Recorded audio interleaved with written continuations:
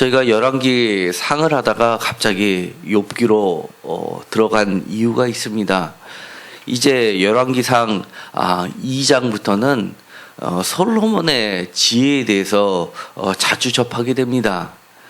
그에 반해서 그것을 하기 이전에 이 욥기서는 우리가 지난주에 살펴본 것처럼 구약에 있어서 커다란 축이 있는데 그 한 축이 신명기 신학이었고 보상 신학이라고 말씀을 드렸습니다. 또 한 가지 커다란 축은 이 솔로몬을 필두로 해서 지혜가 커다란 축을 형성하고 있습니다. 심지어는 이 지혜가 천지를 창조한 것으로 하나님의 명공으로서 드러내면서 이 지혜가 매우 높아지게 되었습니다.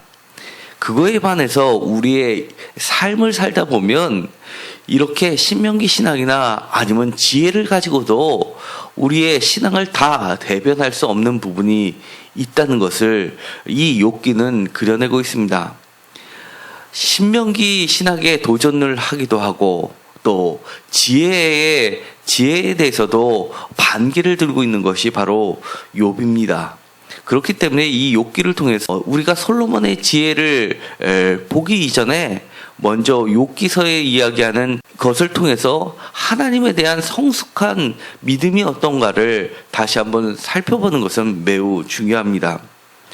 특별히 오늘 읽게 되는 29장부터 37장까지의 이야기를 보면 하나님께서는 이 욥기를 전체를 통해서 오늘 들려지는 이 중요한 주제인 이 욥의 교만에 관해서 하나님께서는 크게 나무라지 않는 것으로 보이게 됩니다.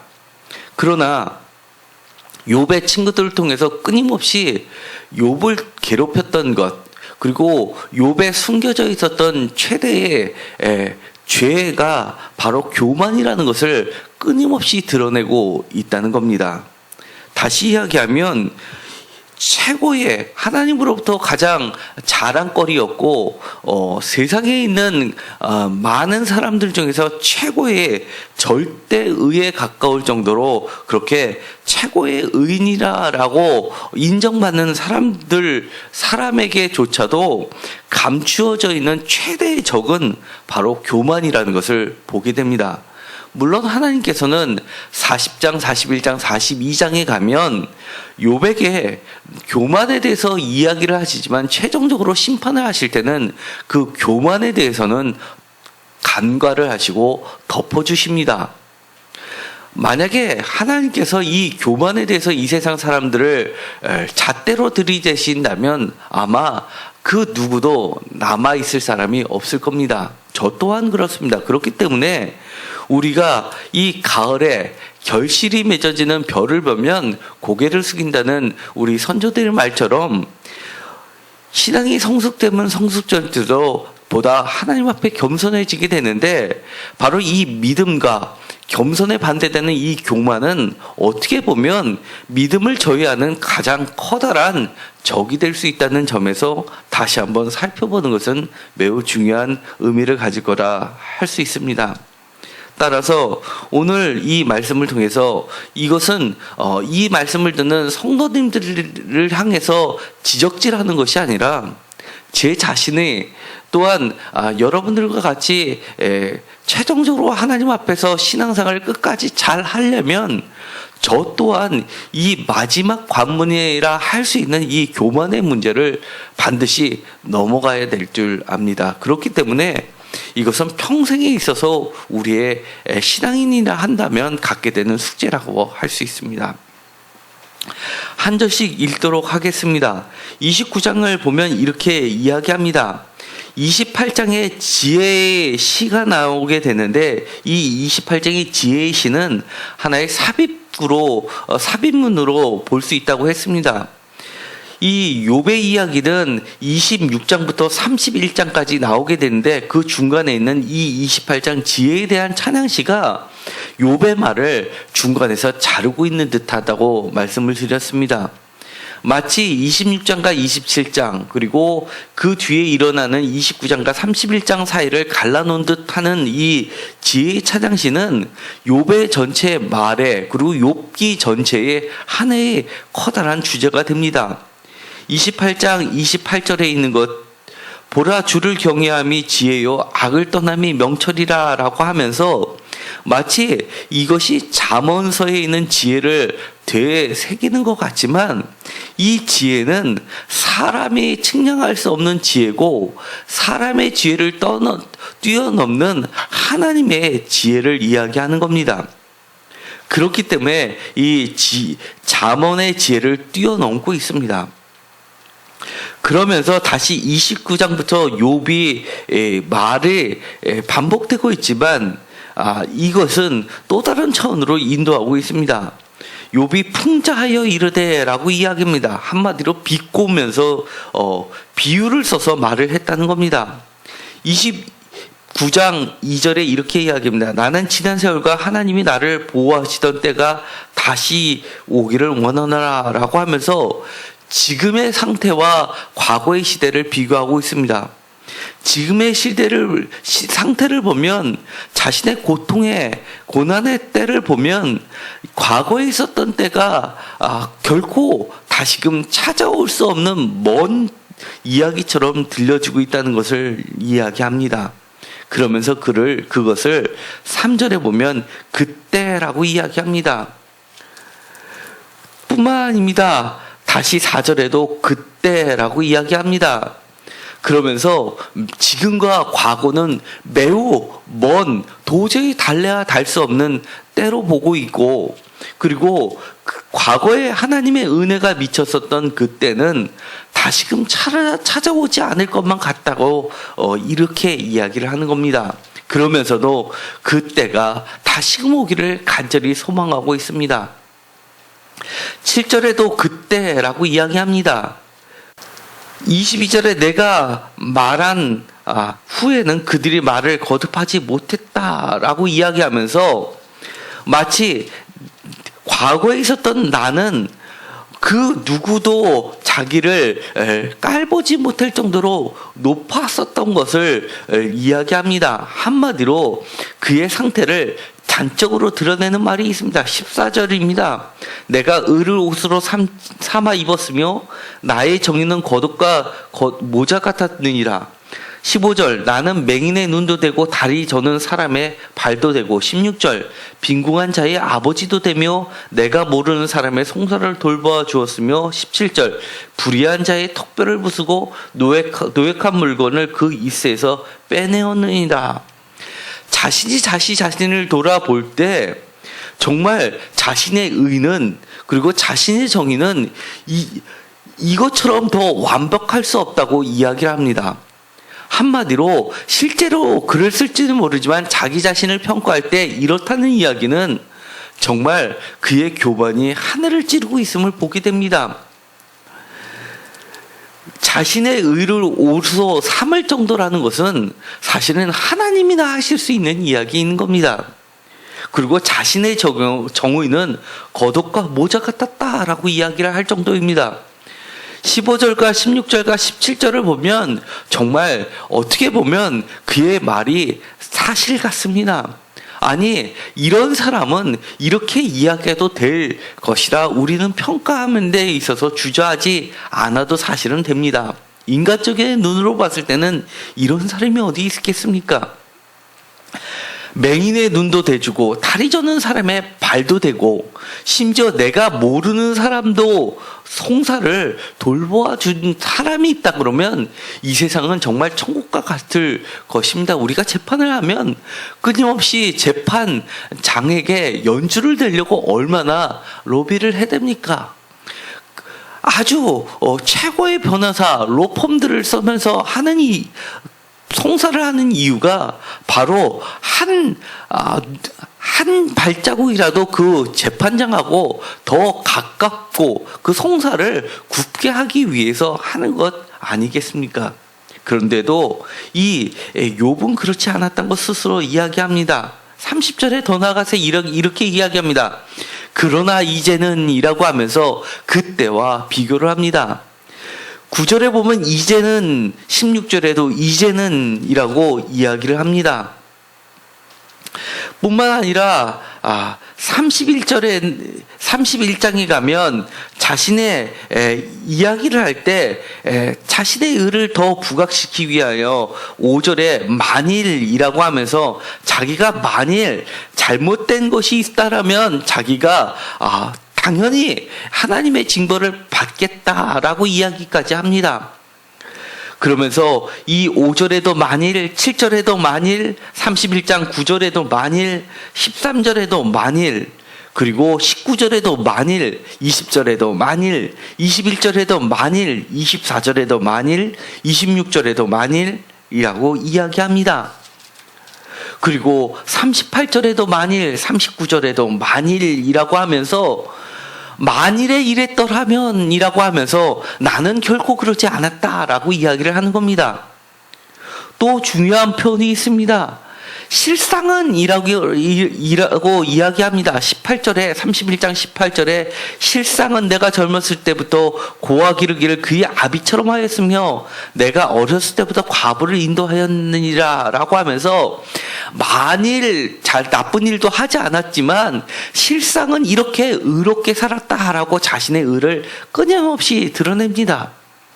30절에도 실상은 이라고 이야기하고 32절에도 실상은 이라고 이야기합니다. 정말 진짜로 나는 의롭게 살았다라고 끊임없이 자신의 의를 이야기합니다. 뿐만 아니라 더 나아가서 16절에는 내가 언제라고 이야기합니다. 그리고 더 나아가서 이 내가 언제 그랬냐라고 하는 이 반언법적인 이야기는 29절에도 나옵니다. 내가 언제 나를 미워하는 자의 멸망을 기뻐하고 그의 재난을 당함으로 즐거워하였던가.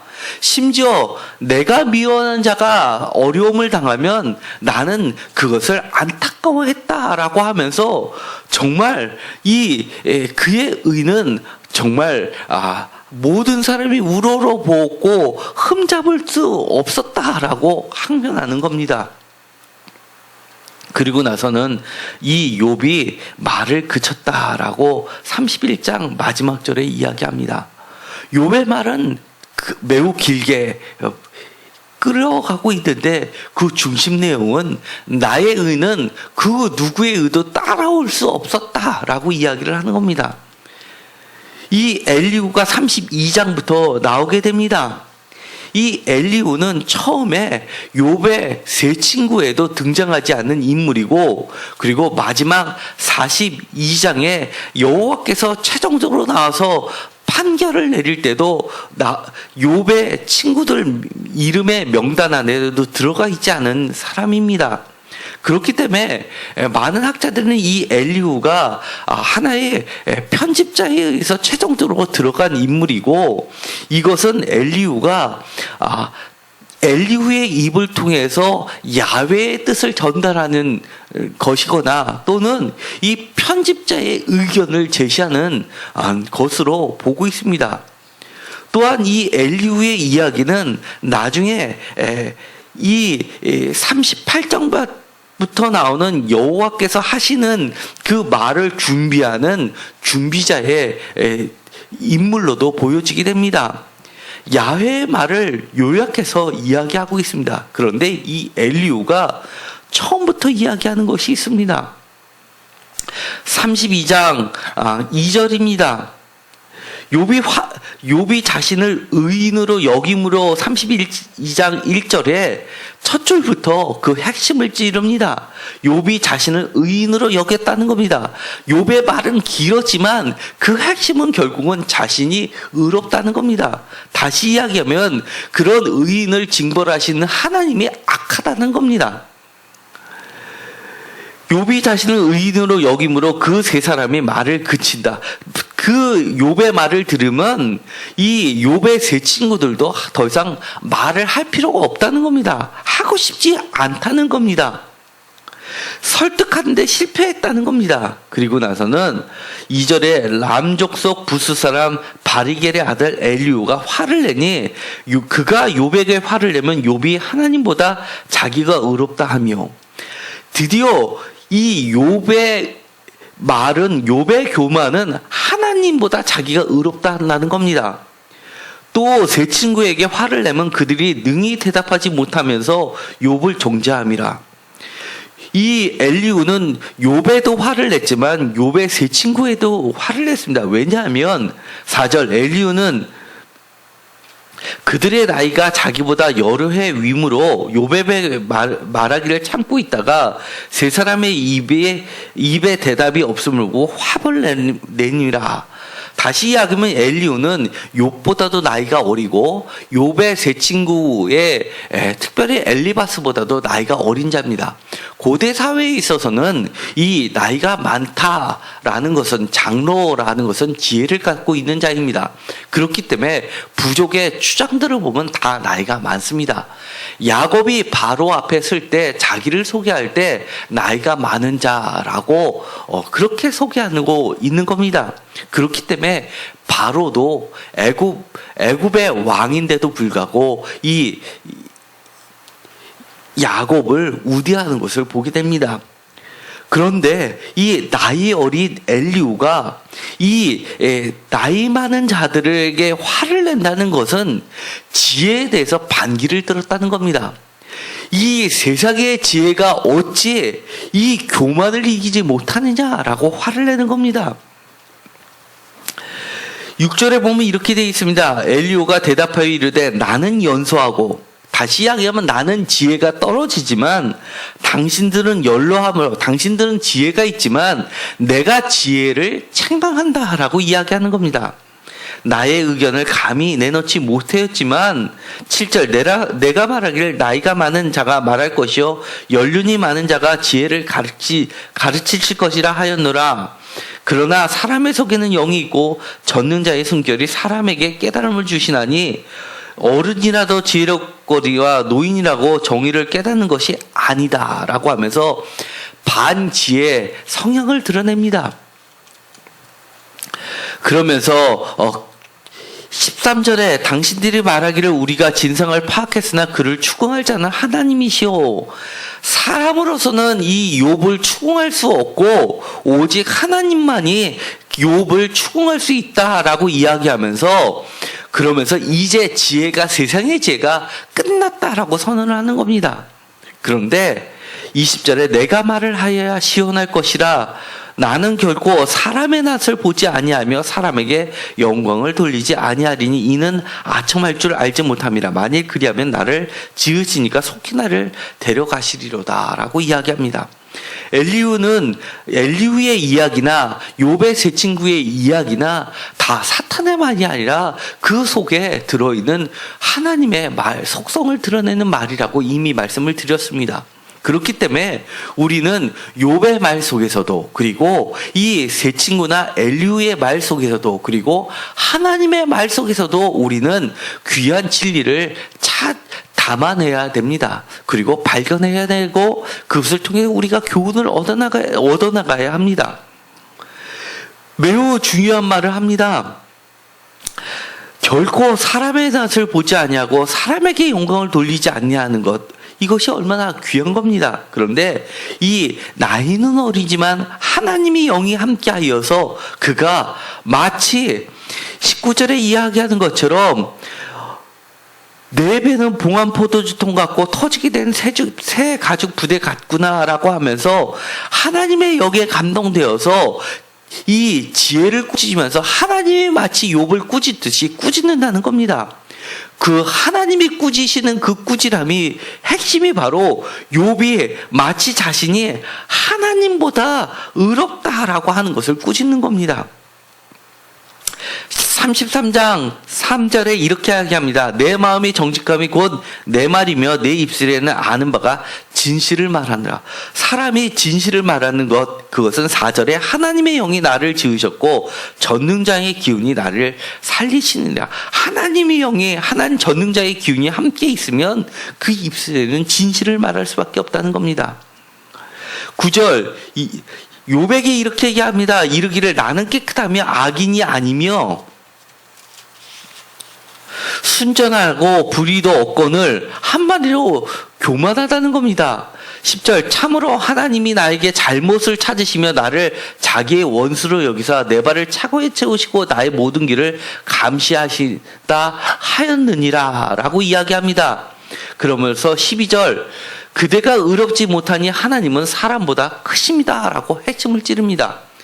욥의 말을 들어보니 욥의 교만이 하늘 찌르고 그것이 결국은 욥이 의롭지 못하다는 걸 드러낸 거 아니냐라고 이야기합니다. 그러면서 아주 중요한 말은 합니다. 13절 하나님께서 사람의 말에 대답하지 않으신다 하여 어찌 하나님과 논쟁하겠느냐. 정말 옳은 말입니다. 하나님이 대답하지 않으신다고 하나님이 옳지 않다라고 인정하는 것이 아니라는 겁니다. 하나님은 한 번 말씀하시고 다시 말씀하시되 사람은 관심이 없도다. 사람이 침상에서 졸며 깊이 잠들 때나 꿈에나 밤에 환상을 볼 때 그가 사람의 귀를 여시고 경고로서 두렵게 하시나니 이는 사람이 그의 행실을 버리게 하려 하심이며 사람의 교만을 막으려 하심이라. 하나님께서는 꿈에서도 나타나서 경고해 주시는 이유가 교만을 막으시면서 결국 그에게 18절 생명을 칼에 맞아 멸망하지 않게 하시려 한다는 겁니다. 그렇기 때문에 때로는 우리가 답답할 때 이렇게 기도하는 겁니다. 꿈에서라도 나타나셔서 응답해달라고 우리가 간구할 수 있는 겁니다.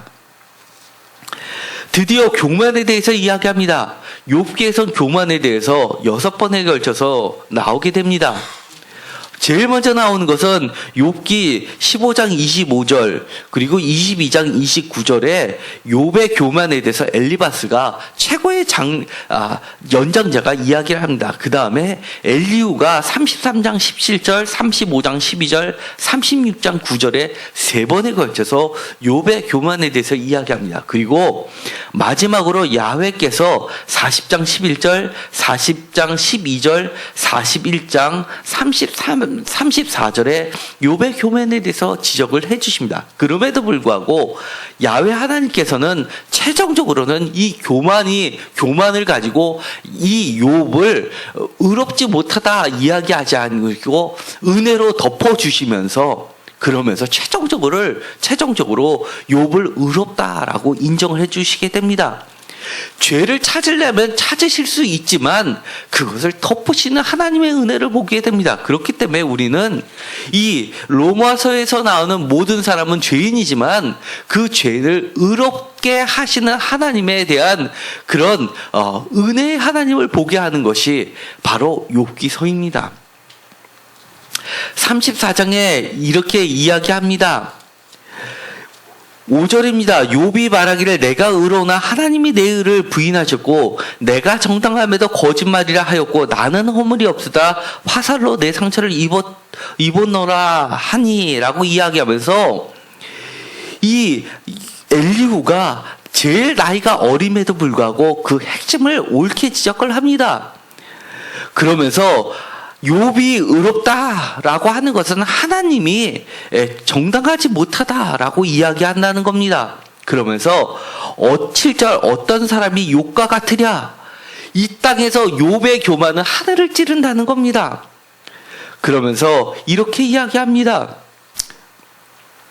10절 너무나 유명한 말씀을 합니다. 그러므로 너희 총명한 자들아 내 말을 들으라. 하나님은 악을 행하지 아니하시며 적는 자는 결코 불의를 행하지 아니하시고 사람의 행위를 따라 갚으사 각각 그의 행위대로 받게 하시나니 진실로 하나님은 악을 행하지 아니하시며 적는 자는 공의를 굽히지 아니하시느니라. 그야말로 옳은 말씀입니다. 그런데 이것은 철저히 그가 기대고 있는 것은 바로 신명기 신약이라는 겁니다. 이것 또한 하나님은 옳지 못하다고 하는 겁니다. 왜냐하면 이 신명기 신약 갖고 다 담아내지 못하는 이 현실 속에 있는 신앙인의 모습을 하나님은 보여주시고 있는 겁니다. 대표적으로 이 욥 외에 우리가 보고 있는 것이 바로 예수 그리스도입니다. 예수 그리스도는 이 고난이 있음에도 불구하고 악의 근원이 이 고난과 악의 근원을 연결하지 않습니다. 그러면서 이 고난을 없애지도 않습니다. 고난과 함께 가면서 이 고난 가운데서 하나님과 끊임없이 교제하고 있는 예수 그리스도를 우리에게 보여주시는 겁니다. 그렇기 때문에 이 엘리후가 지혜에 대해서 반격을 하면서도 세상의 지혜를 뛰어넘는 그의 지혜를 나타내면서도 그러면서도 하나님의 진술을 바라볼 수 없음을 드러내고 있는 겁니다. 지혜를 뛰어넘은 세상의 지혜의 무지를 그대로 드러내고 있는 것이라고 할 수 있습니다. 그러면서 17절에 이야기합니다. 정의를 미워하시는 이시라면 어찌 그대를 다스리겠느냐? 너가 하나님은 정의롭지 못하라고 하지만 그 정의롭지 못하다면 어떻게 하나님께서 너를 다스리고 전 세계, 전 만물을 다스릴 수 있겠느냐라고 이야기합니다. 19절입니다. 다 그의 손으로 지으신 바가 됩니다 라고 이야기하면서 하나님은 천지 창조주시고 너는 피조물에 불과하다 라고 이야기합니다. 21절 유명한 말씀을 합니다. 그는 사람의 길을 주목하시며 사람의 모든 걸음을 감찰하시나니 행악자는 숨을 만한 흑암이나 사망의 그늘이 없느니라. 하나님은 사람을 심판하시기에 오래 생각하실 것이 없으시니 라고 이야기합니다. 그러면서 29절에 이렇게 합니다. 주께서 침묵하신다고 누가 그를 정죄하며 그가 얼굴을 가리신다면 누가 그를 배울 수 있으랴. 그는 민족에게나 인류에게나 동일하시니 이는 경건하지 못한 자가 권세를 잡아 백성을 올가매지 못하게 하려 하심이라 라고 합니다. 그러면서 36절에 이렇게 심할 말까지 합니다. 나는 욥이 끝까지 시험받기를 원하노라. 이 엘리후가 정말 저주를 부어도 이런 저주가 어디 있습니까? 이게 위로하러 온 사람의 할 소리입니까? 그런데 실제로 우리가 신앙생활을 하다 보면 이런 경험을 많이 겪게 됩니다. 나는 끊임없이 어려운데 힘든데 내 속에서 끊임없이 하나님을 찾고 있는데 나를 위로한다고 신방하러 오신 심지어 목회자까지도 와서 하시는 말씀이 회개할 거리 있으면 찾으라는 겁니다. 병실에 앉아 있는 사람에게 하나님은 이것을 통해서 더 큰 것으로 주시겠다라고 하면서 회개할 거리를 찾으라고 하시는 그 말을 우리는 종종 듣게 되는 겁니다. 나중에는 이것이 또 다른 시험거리가 되고 말는 것을 우리는 왕왕 경험하게 됩니다. 차라리 이렇게 힘들어도 끝까지 하나님께 매달려 보십시오. 지금 침묵하신다고 하나님이 없으신 것이 아닙니다 라고 차라리 힘을 내라고 이야기하는 그 말에 우리는 더 큰 위로를 받을 때가 많이 있게 됩니다. 35장에 엘리후가 말을 이어가게 됩니다. 12절입니다. 그들이 악인의 교만으로 말미암아 거기에서 부르짖으나 대답할 자가 없으면 헛된 것은 하나님이 결코 듣지 아니하시며 전능자가 돌보지 아니하심이라라고 다시 한번 교만을 이야기합니다. 그러면서 이 교만한 자는 하나님이 결코 돌아보지 않으신다고 이야기를 하는 겁니다. 다시 이야기하면 하나님과의 관계에 있어서 아무리 의로운 자라도 최대적인 교만이라는 겁니다. 결국은 이 교만이라는 문턱을 넘기가 그만큼 쉽지 않다는 것을 이야기한다는 겁니다. 우리가 신앙생활을 할 때 우리가 점점 신앙이 깊어지면 깊어질수록 우리의 최대의 적은 사실은 교만입니다. 그것은 평소에는 가려져 있습니다. 그러나 그 가려진 그 교만은 언젠가는 드러날 수밖에 없는 겁니다. 이 엘리후의 말은 계속해서 진행이 됩니다. 37장에까지 이어지게 됩니다.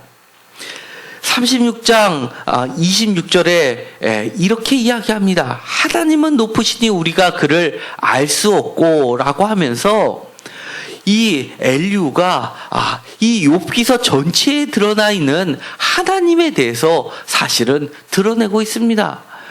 하나님은 높여져서 우리가 알 수 없지만 하나님이 존재하고 계시다는 것을 힌트를 내고 있습니다.